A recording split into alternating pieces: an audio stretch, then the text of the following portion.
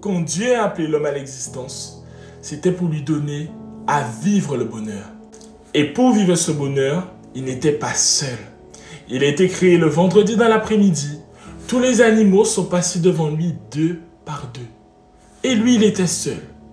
Dieu, il lui a enlevé une de ses côtes et lui a fait une compagne. Dieu lui a créé une femme. Et une femme avec laquelle il aurait à vivre ce bonheur.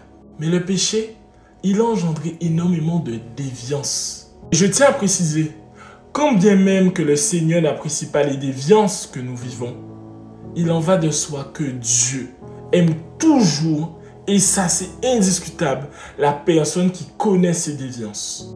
Quand Dieu nous a donné la vie, il nous a aussi donné le libre arbitre, la capacité de prendre des décisions pour notre propre vie. Quand tu acceptes le Seigneur, tu dois renoncer à toi-même. Chaque jour, te charger de ta croix. Le Seigneur nous dit même que si tu n'es pas prêt à renoncer à ton père, à ta mère, tu n'es pas digne de son royaume. Une recherche constante de la sanctification et de la purification peut nous pousser à avoir une idolâtrie du fait de ne pas pécher. Cette idolâtrie va amener que tes regards, au lieu d'être fixés sur Dieu, tes regards, au lieu d'être concentrés sur Jésus, tu vas être concentré, je n'ai pas péché, je n'ai pas fait ci, je n'ai pas fait ça. Détends-toi, lâche tes cheveux. L'homosexualité, je le dis, c'est un choix. Chacun d'entre nous, nous avons tous la capacité de choisir quelle sexualité nous décidons de mener. Si nous décidons de nous mettre avec une femme, si nous décidons d'avoir une sexualité avec un homme, ou si nous décidons aussi de ne pas avoir de sexualité du tout. Et toutes les envies, tous les désirs qui viennent et qui sont dans ton esprit, ce sont le fruit de tentations qui, je tiens à te le préciser, ne viennent pas du Seigneur. Parce que de la même manière que Dieu n'est pas tenté par le mal, il ne peut pas lui-même te tenter.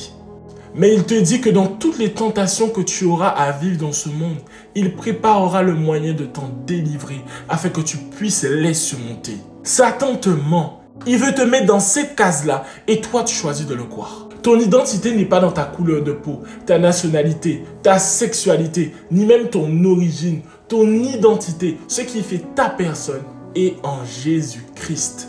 Ta situation, amène-la devant lui. Et je suis persuadé que si tu es sincère avec le Seigneur, il agira pour toi. Mais sache qu'en dépit de tout, Dieu t'aime. Peu importe ce que tu fais, parce que ce n'est pas ce que tu es. Je le redis et je le répète, ce que tu fais ne détermine pas qui tu es. Tes attirances ne déterminent pas qui tu es. Tu n'as pas à mettre ton identité dans l'homosexualité parce que ton identité, elle est simplement en Jésus-Christ. Sois béni et j'espère que cette vidéo arrivera au destinataire qu'il doit arriver.